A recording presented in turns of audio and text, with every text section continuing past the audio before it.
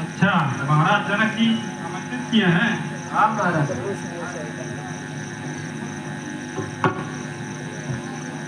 चलिए, यह तो बड़ी खुशी की बात है, स्वयंवर समारोह में बुलाए हैं।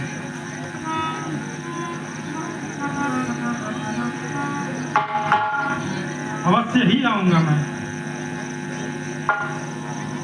चलिए मैं चलता हूँ।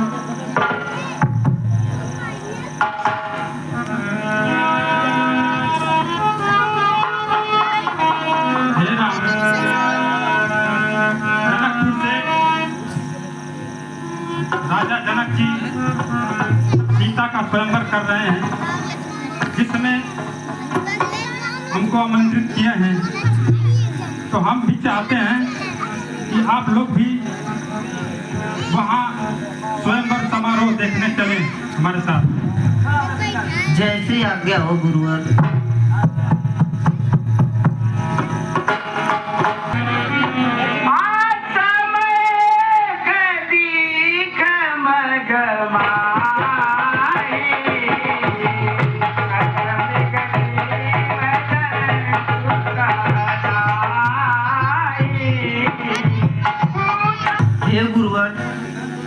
ये जंगल वीरान सा क्यों है?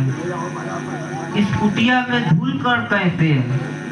ये शिला कैसी है? आप हमें इसके बारे में शीघ्र ही बताएं।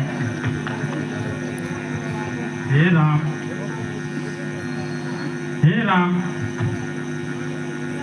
यह अहिल्या है, गौतम ऋषि की पत्नी, और यह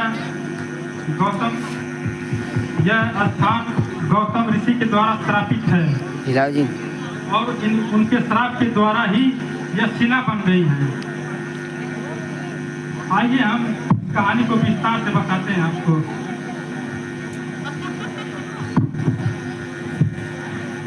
एक बार चंद्रमा अपनी चांदनी को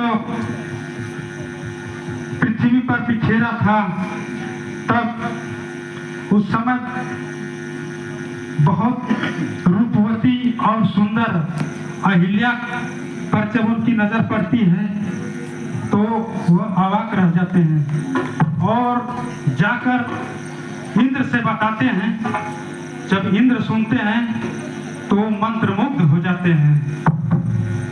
इसके बाद अब उनके मन में दोनों मिलकर छल करने की योजना बनाते हैं और योजना के अनुसार एक दिन चंद्रमा मुर्गा बनता है और इंद्र गौतम ऋषि का रूप धारण करके वहां आते हैं। ब्रह्म मुहूर्त के पहले ही जब वह मुर्गा बनकर बोलने लगता है तो गौतम ऋषि सोचते हैं कि अब मेरा स्नान करने का समय हो गया है। वो निकल जाते हैं गंगा स्नान के लिए।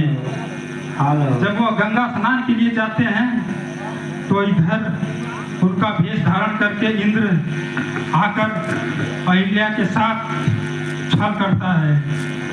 जब वहाँ मुनि को पता चलता है कि अभी तो बहुत देर है ब्रह्म मुहूर्त में, तो वो तुरंत घर की तरफ चलते हैं। उन्हें कुछ अनहोनी की आशंका होती है, तो आते हैं तो रास्ते में देखते हैं चंद्रमा मुर्गा का रूप धारण करके खड़ा है। तो मृग छाला से तुरंत उस पर प्रहार करते हैं, जिसकी छाया आज भी पृथ्वी पर पड़ती है।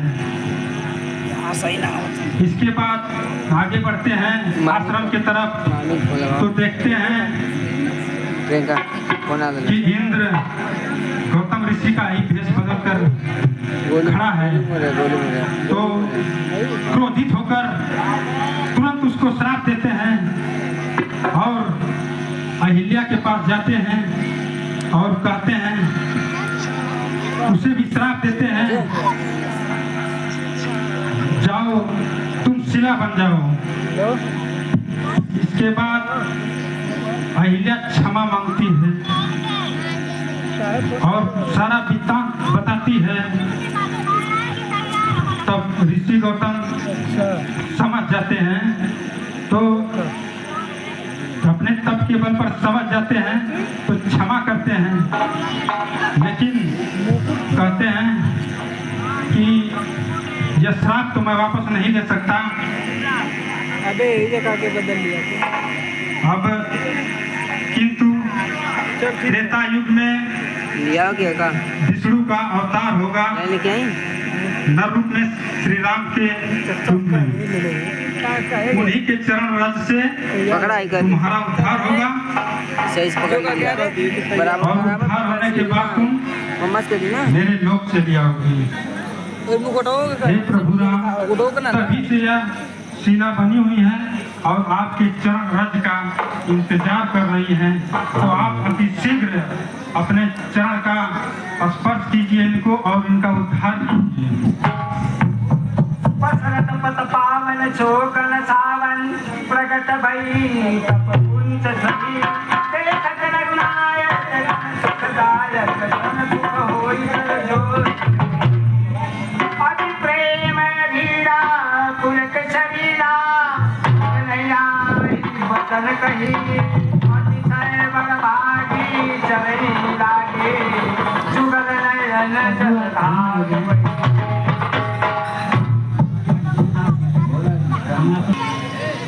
हे राम, यह माता गंगा है, यह माता गंगा है, इन्हें प्रणाम करें। बताइए नहीं है वीडियो कॉल करके दिखाता वीडियो कॉल उठावा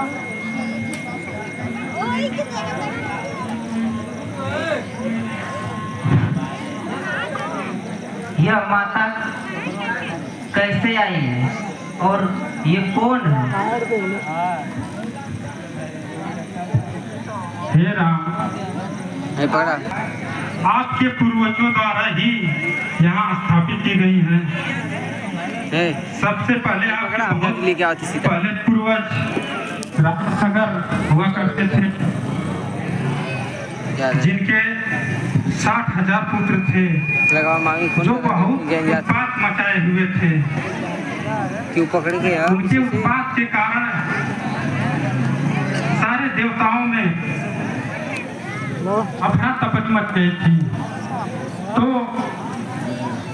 इंद्र एक बार योजना बनाए सबक उठाने का।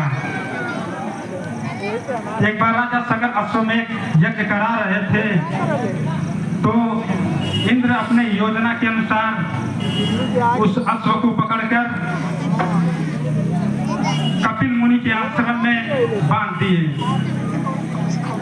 तो उनके पुत्रों ने ढूंढते ढूंढते कपिल मुनि के आश्रम में पहुंचे और उन्हें भला बुरा कहने लगे, जिससे ऋषि क्रोधित होकर तुरंत भस्म कर दिया, जिससे कहाँ ताड़का उनकी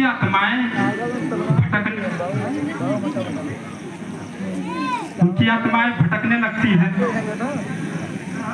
तो उनके कई पूर्वजों के बाद महाराज भगीरथ उत्पन्न हुए।